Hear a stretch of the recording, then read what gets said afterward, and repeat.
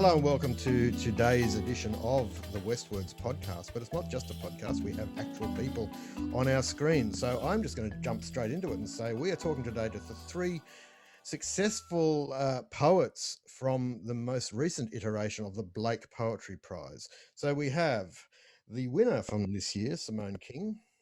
Hello, Simone. Give us a wave so we know who we're talking about. Okay, Simone.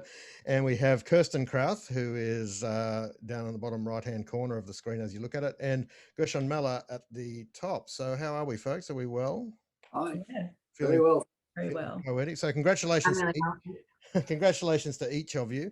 I am currently sitting in the WestWords office in Parramatta, which is on Darug country. Would you like to each let us know which part of the country you're hailing from?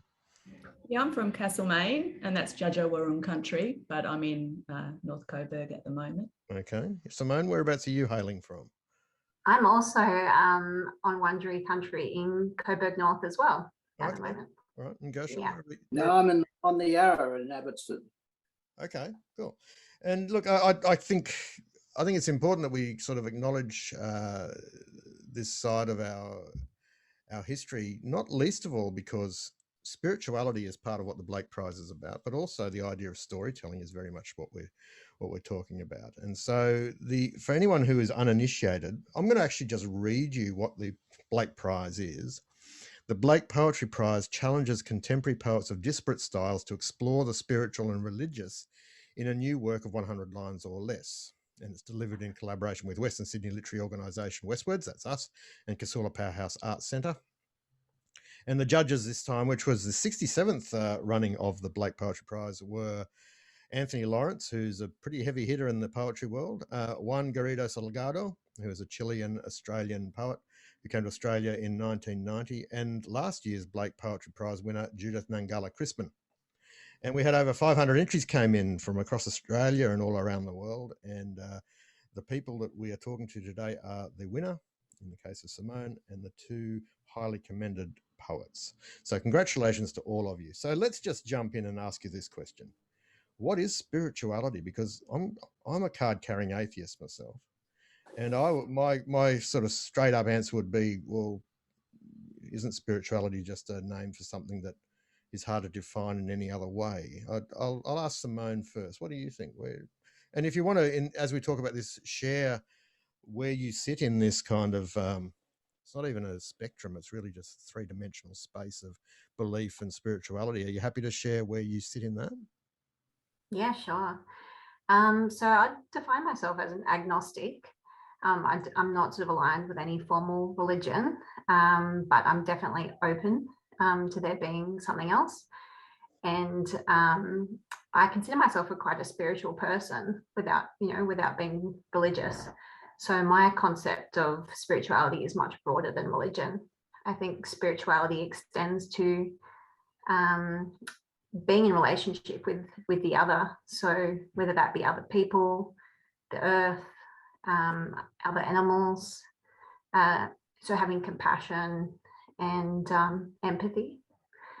And it's also about sort of nurturing our inner lives and looking out from a narrow focus on the self or the ego, and recognizing the interconnectivity of all things and all people.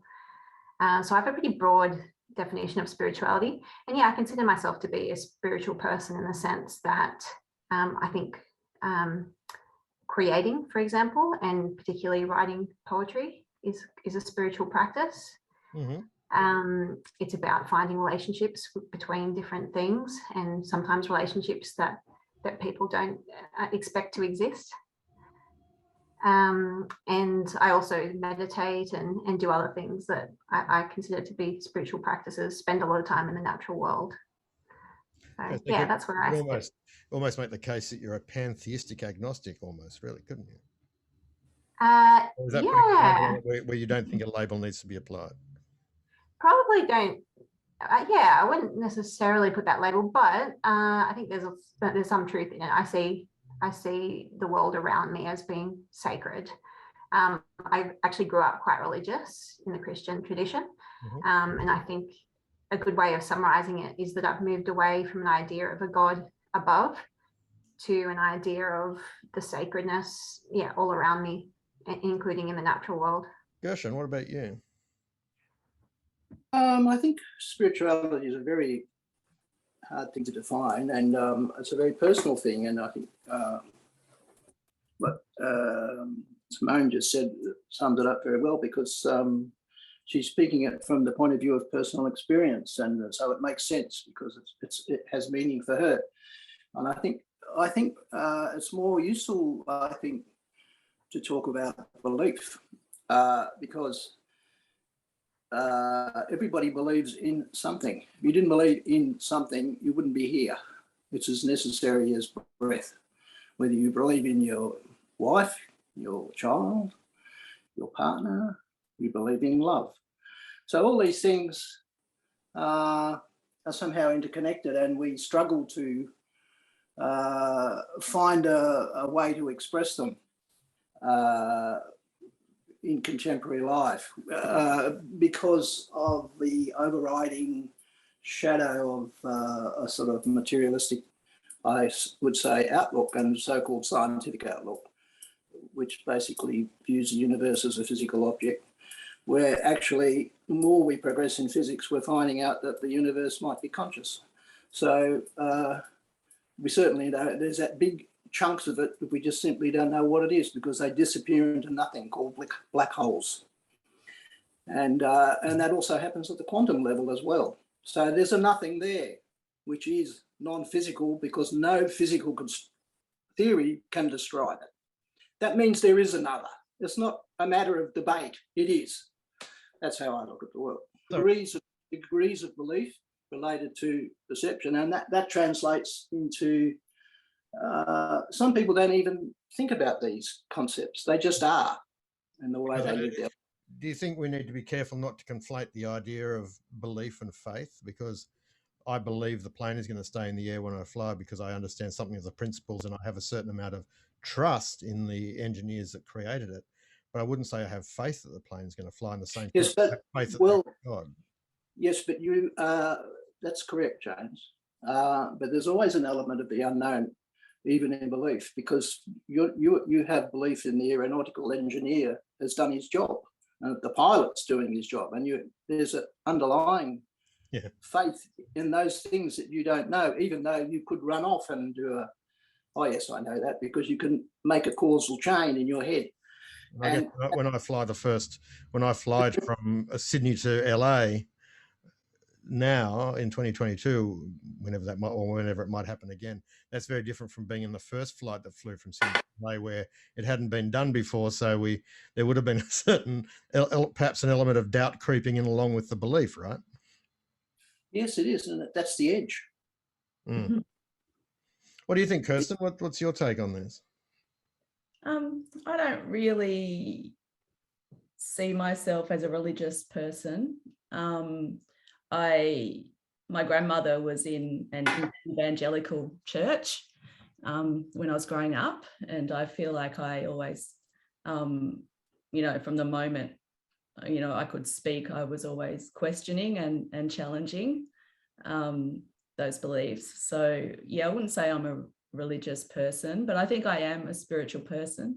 I'm a bit reluctant to define myself because I feel like I'm very, open to new ideas and to exploring things, all the time.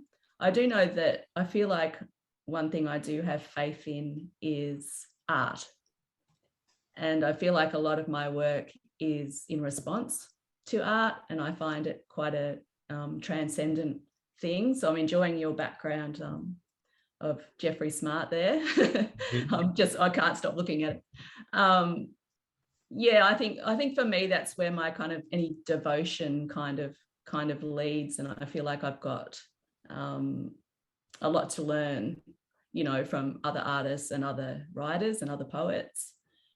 And I also agree with Simone that for me, it's a broader thing about, how you experience, spiritualism could be how you experience nature and how you connect with the world in all its elements. And just so you will have noticed, I've just put up the study from Jeffrey Smart's Kale Expressway, because have you seen any of his work in the flesh? Yes. See, I find that I'm reluctant to use the word transcendent, because it does have a lot of kind of deepity connotations. But I did have that one of his Jeffrey Smart's images on my wall. I think it must have been when I was a teenager, or when Peter Carey's book came out and it had one of his images on the cover. Yeah. One of his paintings, this is a bit of a sidebar, but one of his paintings, which I have a print of on my wall, it's a whole bunch of garage doors, and there's a particular there's a railing that goes to one of the beside one of the doors, but the center of the vanishing point isn't in the middle of the painting, it's off to the left, and it's just an implied vanishing point. And I like to say to guests when they come to my house, have a look at this picture, stand up and have a real good look at it. And they always stand slightly to the left. They don't stand in the middle of the painting. And that might sound irrelevant to what we're discussing, but maybe it isn't. Maybe this idea that that the inference that's created by things like poetry about spirituality, even if there's not an actual, well, isn't that poetry generally, that the inference that is made by what the poem says to you is as important as what the poet might have intended?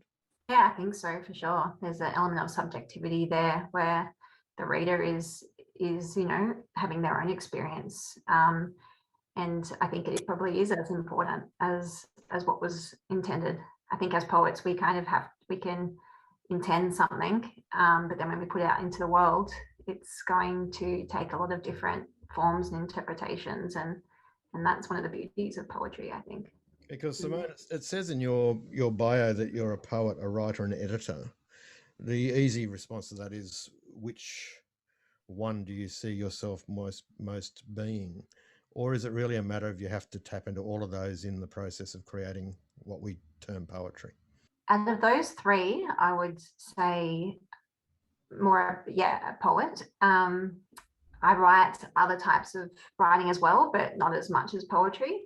I have edited one collection of poetry, which is why I put editor in the bio. But I mean, what I spend most of my time doing is actually none of those three. It's mothering, being a parent, and also working in a completely different field altogether. But yeah, out of the three, I identify as being a poet. Because when we talk about transcendence, there is a case to be made for poetry. You have each written poems that are exploring this idea of spirituality, and it's deliberately a very loose prompt, if you like. Just write something about this topic, which is, by its very nature, somewhat indefinable. Do each of you find that you use poetry to explore that anyway, even when it's not the actual intent of the competition that you're writing a poem for? In fact, maybe you didn't even write the poem for this competition. I'd be keen to hear each of you speak to this idea that maybe poetry is something that you use to explore spirituality even when it's not on the menu. I only recently started writing poetry. I've been writing for a long time as a novelist, had 2 novels come out, and as an arts journalist. So I've only really been writing poetry in the last couple of years, last 2 years, mainly because of lockdown. It kind of changed my focus a bit, my practice. And why did you move towards poetry in the middle of lockdown rather than just take that opportunity to write that novel that we always talk about novels and go, I just haven't got time to get to it. Well, you had time. So why did you go to poetry instead of prose? I wouldn't say I had time. I think it was the opposite. Because I was homeschooling 2 kids, I didn't have time, and I didn't have any sustained time, which is what a novel needs. Like, it's immersive for a long time. So I think I started writing songs and poetry because it was like, something I could grab onto when at 8 o'clock at night. But my poem was actually was written before the competition. I was approached by a photographer, Michael Wolfe, and he'd taken photos of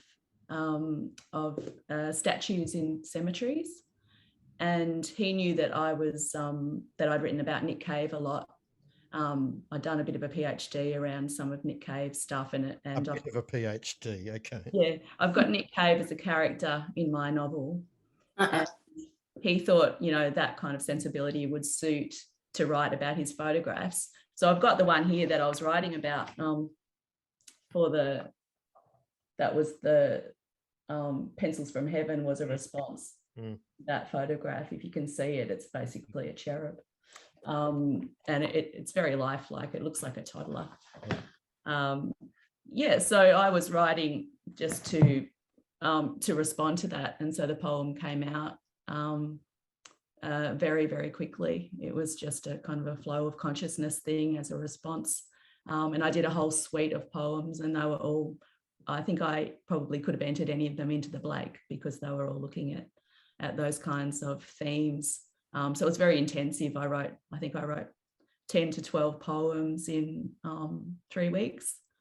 And I was just invited to just choose any of his photographs and respond immediately to them. Because your poem refers to heaven as being, well, it's basically Melbourne, isn't it?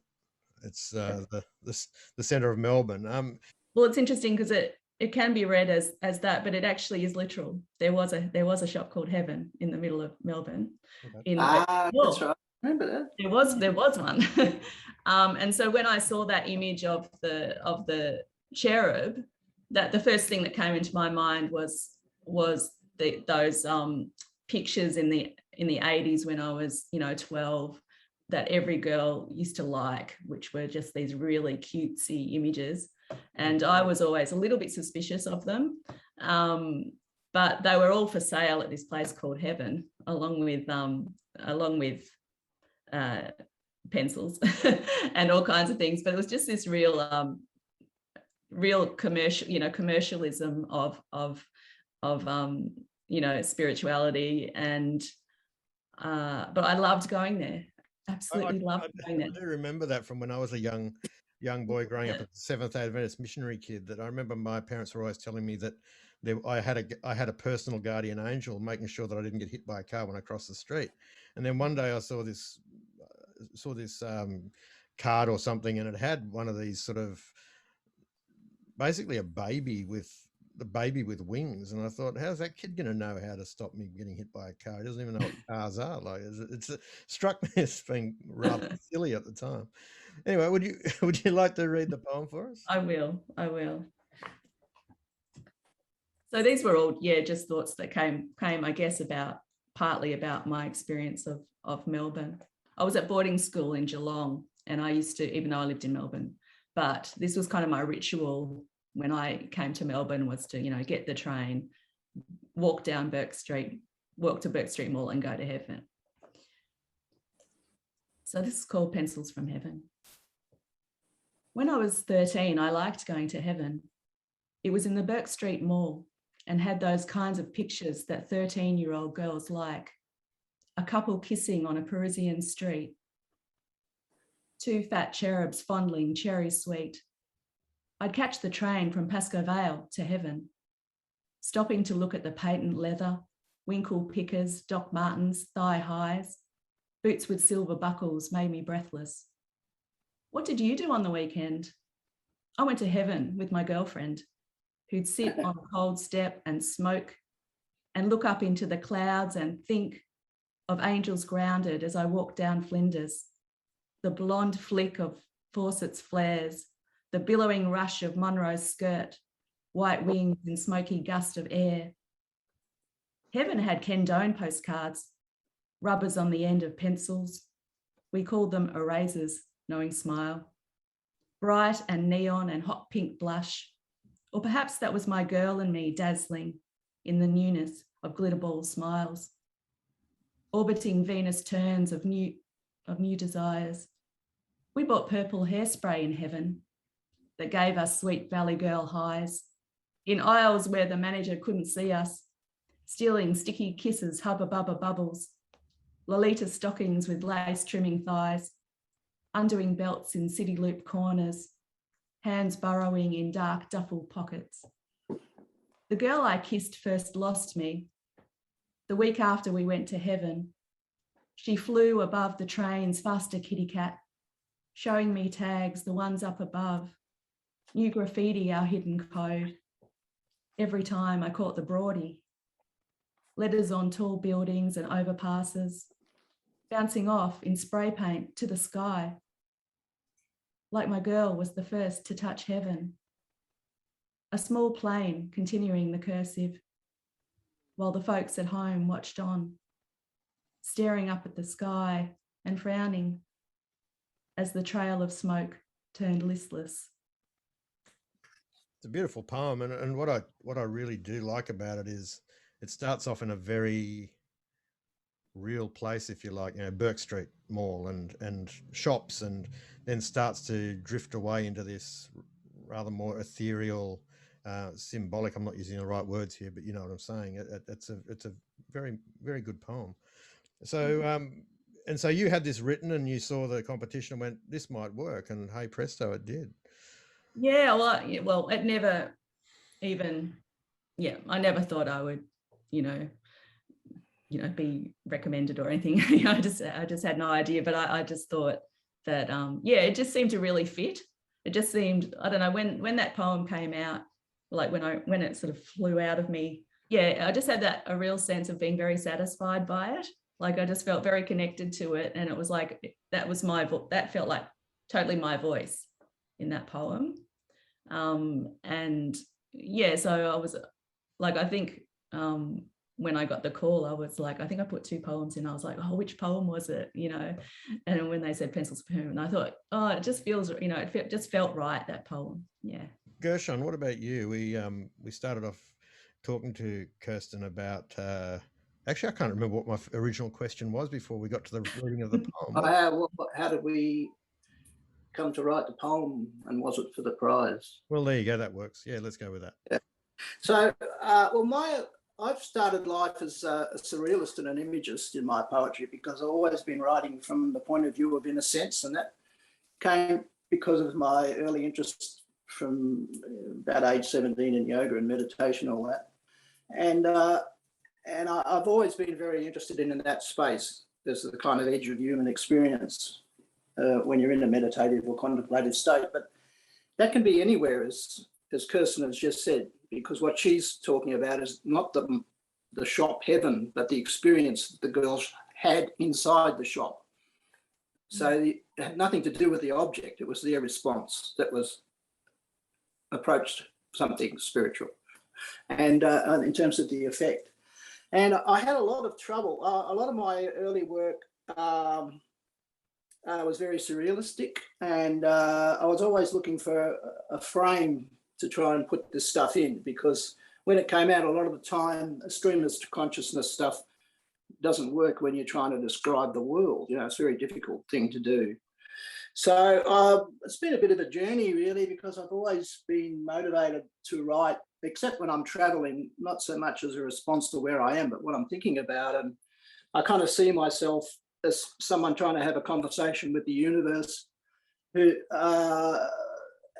but is constantly being interrupted with fireflies, and I'm brushing them away.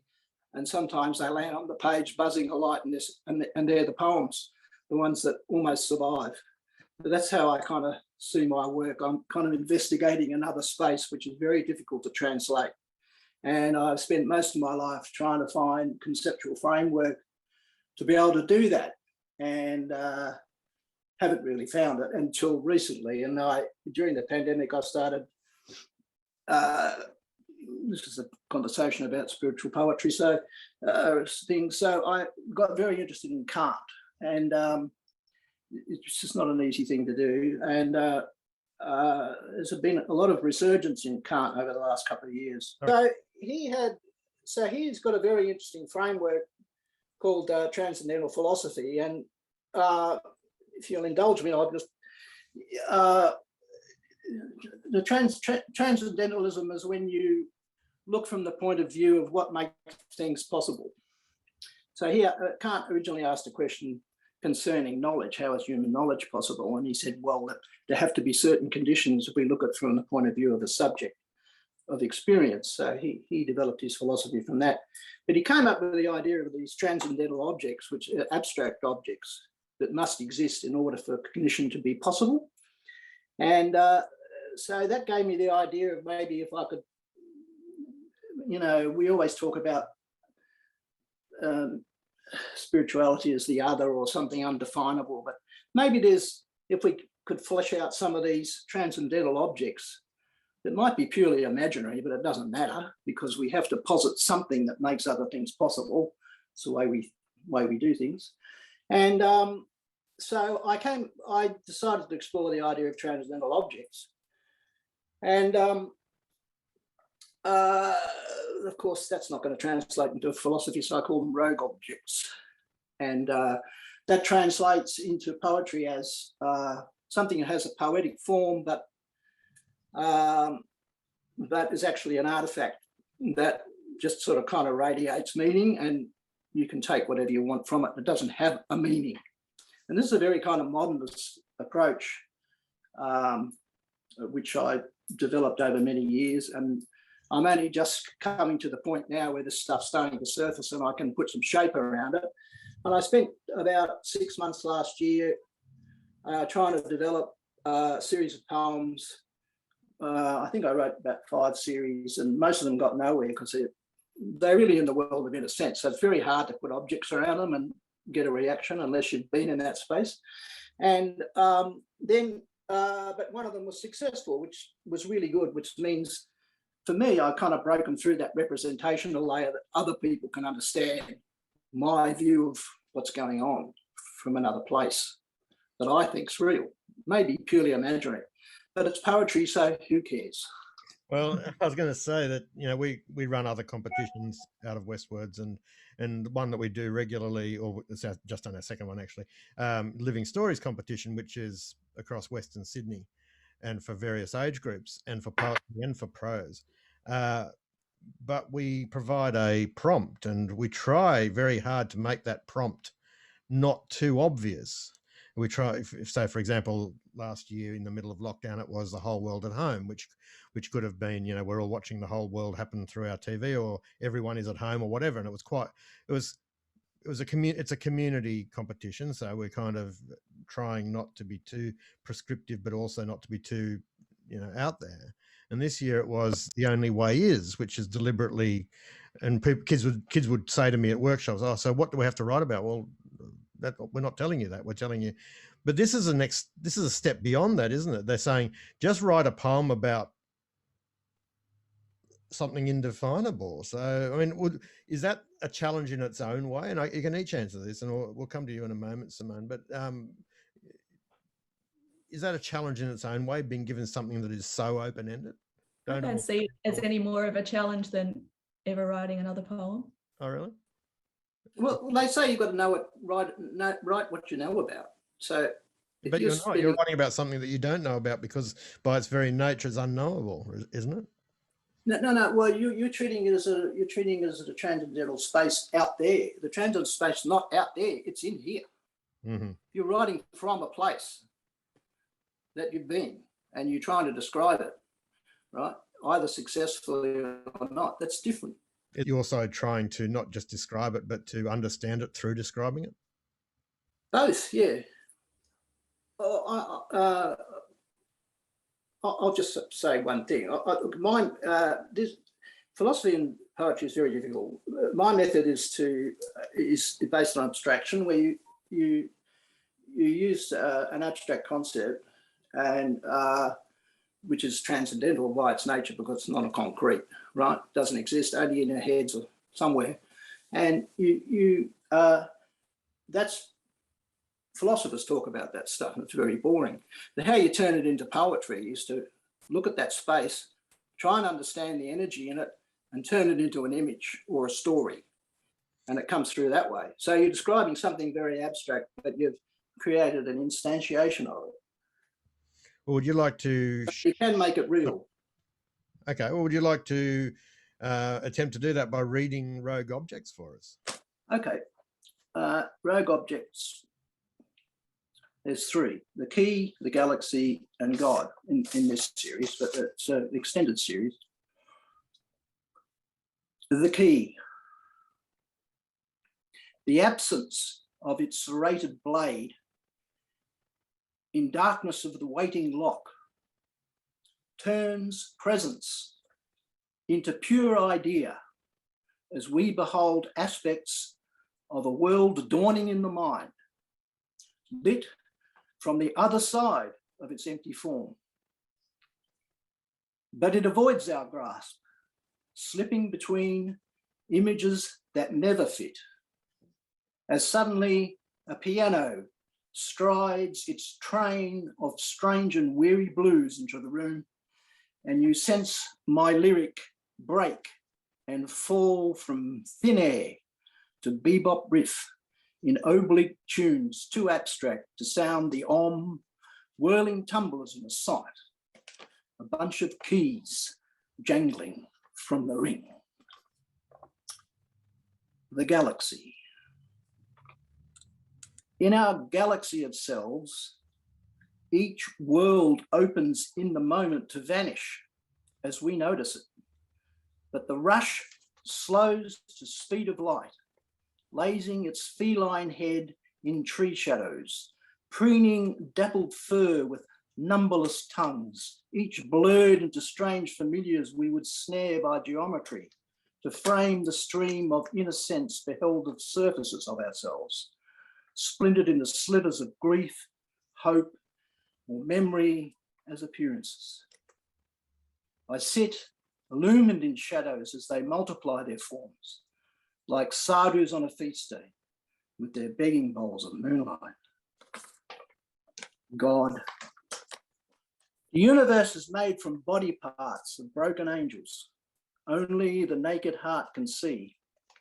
Broken for our maker of chaos, who, grandchild with Lego box, lets rip Armageddon of tumbling pointy blocks, a greyhound and squabbling infants. The list longer than the history of names. But outside my window, a few leaves ruffle their feathers. A singular twig reaching its green taper high above the copse, upward into twilight, ignites star-sequenced sky. Anecdote for the sun, which through our longest night will reimagine light. Thank you so much for reading that. I love that. What was that line? Oh, the begging bowls of moonlight. That's a cracker. That's a terrific line. Thank you so much for reading that, Gershon. We appreciate it. Thank you for listening. Simone, let's come to you. So what was it that kicked this whole thing off for you with your poem Surfing Again? Yeah, so like the others, I didn't write the poem for entry to the Blake either. I wrote it last year during a masterclass with Felicity Plunkett, where we had to write a poem every week, which is a much bigger, larger turnaround than I usually write. So I was sort of like just panning, or, sifting through my life for kind of moments or experiences that had that sort of potency that's often the inspiration for a poem for me. And I thought of writing a poem about my second cousin, who died after a long struggle with multiple sclerosis. He died almost 10 years ago, so it was quite a long time ago. And this poem is an elegy for him. He was a surfer before his MS symptoms got too severe. And the poem describes the paddle out ceremony that his surfer friends performed for him after his death as a part of his wake ceremony. And I was watching it from the shore. And so the poem sort of is my sort of reflections and thoughts as I watch this ceremony from the shore. And it's also a reflection on my relationship with my second cousin as well. The poem, when you look at it on the page, is constructed as a block poem. I'm a big fan of block poems. I'm not even sure why. I just like the way they run on. What was the from a structural point of view, and from the creative decisions that you make as a poet, what led you to make this into a block poem for so anyone who's not listening, it's not always one sentence that runs on, but it certainly is all put together in one big paragraph with no breaks for lines. So it does have a slightly different visual kind of component to it. So was there a particular decision that led to you to make this a block poem? Yeah. Well, to begin with, it wasn't actually. To begin with, it was lineated. It was in line, organized into lines and stanzas, like a more typical poem. And I tried a few different forms, but I just couldn't decide on something, and it just didn't feel right. I just couldn't work out where to break my lines and where to break the stanzas. And it was actually just before I submitted it to the Blake that I thought, maybe I'm going to try it as a prose poem. I just put it all into one paragraph, and it just seemed to work better than, it seemed to suit the content and the style of the poem better than the other forms that I'd tried. And I think some of the reasons for that are that, this poem definitely is a poem. It's not a piece of prose, but it does have elements of storytelling. There's characters, there's a scene, there's some action there in terms of the ceremony. So I think prose poems can suit those kind of poems that have that kind of storytelling feel, although they do resist, the urge to complete the narrative as you would in prose. And I think there's also some fluidity, almost sort of a bit paradoxical, because if you look at a prose poem, it does look a bit blocky and, it doesn't necessarily look like something fluid. But I think there's a fluidity to the reading experience of a prose poem, being able to flow from line to line. Sometimes I think lineating poems and breaking the lines does kind of break the flow a bit. And I think that also suited this poem, which is about, quite fluid things. It's about the ocean. It's about disintegration of the body. It's about cycles of life and death. So yeah, I think that fluidity suited it well as well. I also kind of feel like, from a reader's perspective, when I look at one of these poems that's structured in this way, with very little white space, often with a lot of blank verse, for example, you'll have a lot of white space, and there is a certain freedom and lilt to it, if you like, for want of a better term.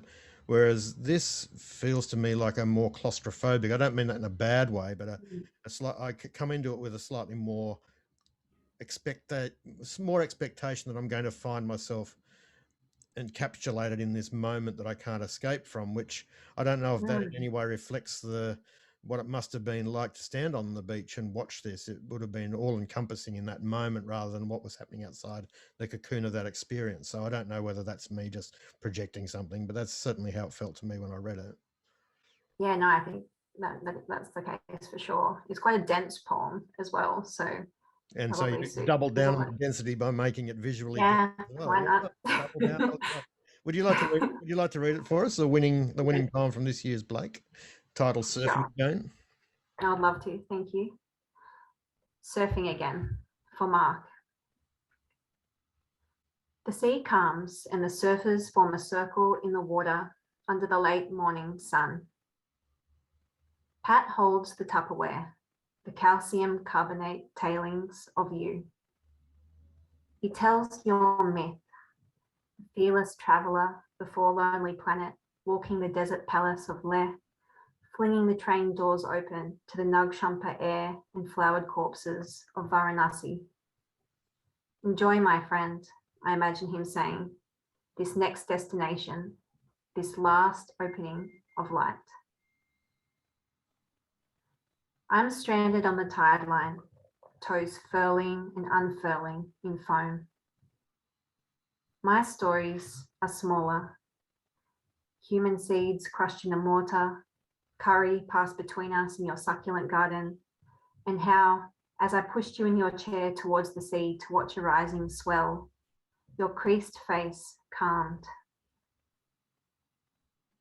Now the red box that holds you trembles. The surfers turn and find the sea and ride the break in one bronze line. And I see how the sea makes all bodies one. Pat pulls off the lid, and all the pieces of you, the punchlines of your jokes, your love of Marquez, marijuana, and strong women, return, meet their final belonging in salt water. Yeah, that's undeniably a poem, and what I really love about that is this. Oh, there's so much to unpack, isn't there? But the idea of, well, exactly what we're talking about. What happens beyond? You know, when this life ends, what happens beyond, and the people left behind. And there's that. I can't remember the name of the poem. But there's a poem about that somebody wrote about their dog when their dog dies, and they imagine them trotting off down the driveway without a backward glance. And it's this moment, it's, you know, for me, as well, I think we're all probably pet lovers, but that they're going on their journey and they're on their own now, and you kind of are sitting back and watching that, but also asking, are they going somewhere safe? Are they going somewhere better, somewhere different? Is it, even if it is nothing, they go and live on with this this amazing community of surfers that, because, sorry, I'm going on a bit, but I can sort of imagine these surfers taking Mark when he was alive out into the surf and holding him in the waves as well. It felt to me like very much a celebration of how they felt about him as a living person, as well as somebody who no longer was. And I think it's a really beautiful poem. I think it's lovely. I don't know if anyone else had any comments to make about anyone's work today, because we're going to wrap up in a tick. But did anyone have any feedback or any thing they'd like to say? Oh, they're both incredible, but I especially like I like how Simone you know, steps back from it and is watching from the shore. I think that for me is what yeah, makes that poem so emotional for me, is that distance. You know, she's not right in the middle of it, but she's watching what happens from a distance. And in a way that links with mine, I think, at the end, you know, of the poem, because you know, it kind of broadens out. It gets broad, it pulls back, so that people are looking at sort of the impermanence of that writing in the sky. And I feel like there's something connected there between those poems. Reminds me very much of that Paul Kelly song Deeper Water, where it talks about, you know, where I'm going next, I'm going alone. And it's sort of, but maybe it's the waves that also made me think of that poem. I don't know, or that song. Gershon, have you got anything you'd like to say? Not necessarily about that poem, but just generally about what we've discussed. No, I just think it's really, this kind of competition is very important. It's a great initiative, because I think poets need to be more than just, you know, interrogators of the zeitgeist, you know, but try to go deeper and project something positive, you know, in terms of resilience and hope and all those things, which are not, we call them spiritual, but they're existential. Yeah, well, I'd probably go along with that, because I'm still not sure that anyone's ever defined what spiritual really means, apart from saying it's that stuff we can't define. That's just a skeptic in me. I don't know. Well, you know, the Indian guru would be telling you, my son, you know, you're trying to understand the orange by describing it rather than eating it. Well, that's what he would say. I didn't say that. No, I'd have a couple of rebuttals for your Indian guru as well. We won't get into all that right now. That's another conversation, isn't it? What have you each learnt about yourself or about your poetic practice, if anything, from this process of having to engage specifically about spirituality, rather than just having it as a byproduct of what you explore in your poetry? Well, I think it's given me confidence to keep writing poetry. That's the main thing that's come out of it for me, and to just spend more time just sitting with things, and because it wasn't written for the prize. It was written because I wanted to go, you know, deep into memories that I had, but also engaging with concepts that were difficult. for me, and wondering why I grieve for certain things and why I don't grieve for others. Because yeah, I I think the prize has been fantastic in terms of, and also opening up all this other work for me as well. I really enjoyed reading everybody else's.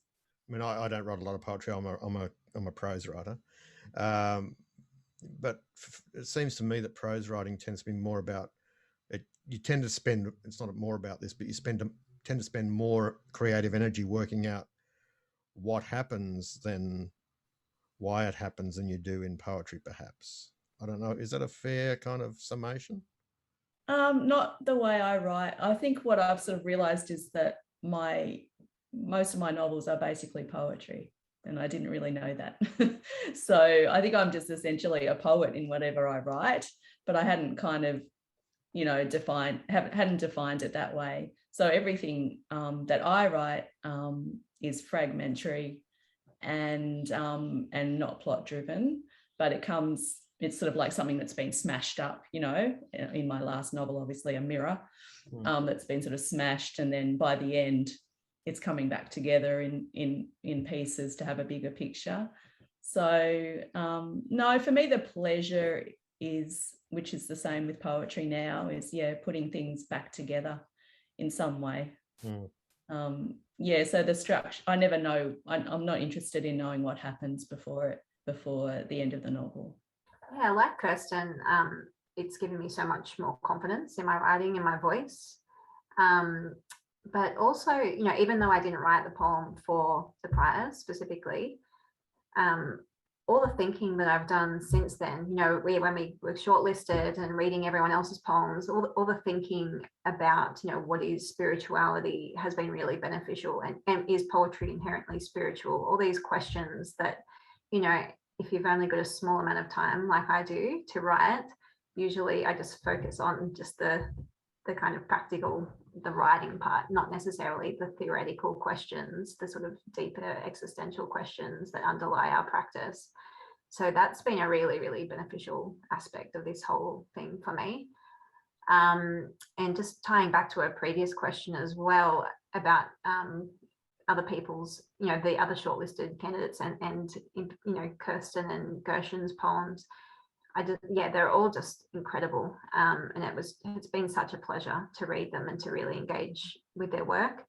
And a pleasure to be in conversation with them today, both very, fascinating people. So I'm really looking forward to following your work into the future. Well, I mean, at some point we'll probably follow tradition at Simone and ask you to be judge for next year. So you might get your opportunity to read a lot more poems about spirituality by other people. Yeah. We'll have that conversation at a different time. Gershon, what about you? Yeah, I think the process has been great, because you're asking about the effect of highly commended or the process of winning the prize. Well, certainly the confidence that you've got an audience, and that's very important. And but also the opportunity to read other people's work on a similar subject, because everybody comes at it from their own space. And sometimes, like in Kirsten's poem, she's talking about a shopping centre in the CBD, in Melbourne CBD, and I'm thinking of Myers, and they're so far away from spirituality. But that's not where the spirituality is. It's in the people who are in the building. And that's what she has found, from reading that idea from the point of view of, a teenage girl in that shop. And that is very interesting, because that, again, I'll shoot off into some speculative stuff, but like Andy Warhol, who created Marilyn Monroe as an icon, now that's ironic, because he's turned a religious icon into a consumer brand, or the other way around. But you, Kirsten, have done it the other way around and made something spiritual out of a retail shop, which is that's a very saintly thing to do. That's so interesting you bring up Marilyn, because Marilyn was the other icon, in that shop. All right. Yeah. Marilyn was it, and that's why she's got the billowing skirts in that Right. part of There it. you That's go. really interesting. You picked up on that. Well, I won't ask you about your take on the Kim Kardashian borrowing the Marilyn Monroe dress. I suspect the answer may not be terribly glowing, but Well, I would have worn it, but it wouldn't go with my shoes. exactly right. And you might, I've read a lot about that topic. Kirsten, I don't know if you know this, but Lego, of course, is doing a lot of work now bringing out kits for grown-ups, and one of them is the artistic kit, and it's basically the big Marilyn Monroe, not a triptych, it's whatever triptych of 4 is, quartet of things, but it's all created with Lego, and you buy the kit and you put it together and then you mount it on your wall. So go and check out Lego. Better write that down. Website. Yeah.